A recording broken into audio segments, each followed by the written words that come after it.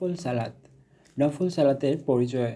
ফরজ, ওয়াজিব ও সুন্নত সালাতের পাশাপাশি নবী করিম সাল্লাল্লাহু আলাইহি সাল্লাম বিভিন্ন সময় যে সকল সালাত আদায় করেছেন সেগুলোকে নফল সালাত বলা হয়। তবে ইসলামের পরিভাষায় সুন্নত সালাতকে নফল হিসেবে গণ্য করা হয়।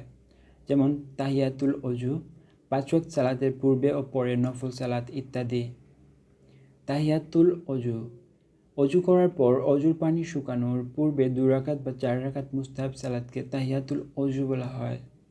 হযরত উকবা ইবনে আমের রাদিয়াল্লাহু তাআলা আনহু বর্ণনা করেন, রাসূলুল্লাহ সাল্লাল্লাহু আলাইহি সাল্লাম বলেন যে উত্তম রূপে অজু করে তারপর পূর্ণ মনোযোগের সঙ্গে 2 রাকাত সালাত আদায় করবে তার জন্য জান্নাত উদারিত হয়ে যাবে।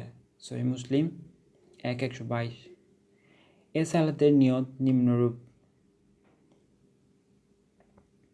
নাওয়াইতু আন উসাল্লিয়া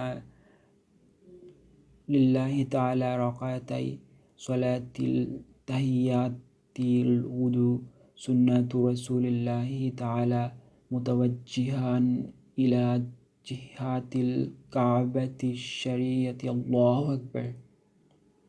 তাহিয়াতুল মসজিদ। মসজিদ আল্লাহর ঘর।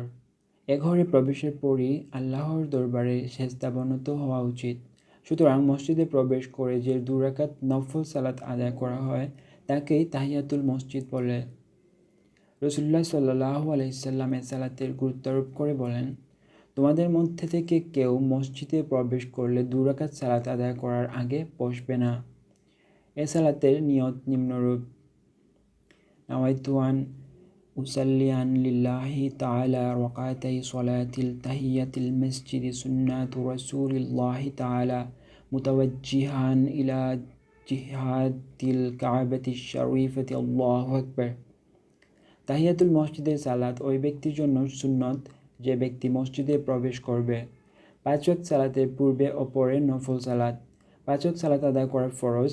এই সকল ফরজের পূর্বে ও পরে 12 রাকাত নফল সালাত আদায় করার জন্য প্রিয় নবী সাল্লাল্লাহু আলাইহি সাল্লাম তাগিদ দিয়েছেন। উম্মুল মুমিনিন হযরত উম্মে হাবিবা রাদিয়াল্লাহু তাআলা আনহা বর্ণনা করেন, যে ব্যক্তি দিনে রাতে 12 রাকাত সালাত আদায় করবে জান্নাতে তার জন্য একটি গৃহ নির্মাণ করা হবে। তা হলো জোহরের ফরজের পূর্বে 4 রাকাত, জোহরের ফরজের পর 2 রাকাত, মাগরিবের ফরজ সালাতের পর 2 রাকাত, এশার ফরজ সালাতের পরে 2 রাকাত আর ফজরের ফরজ সালাতের পূর্বে 2 রাকাত।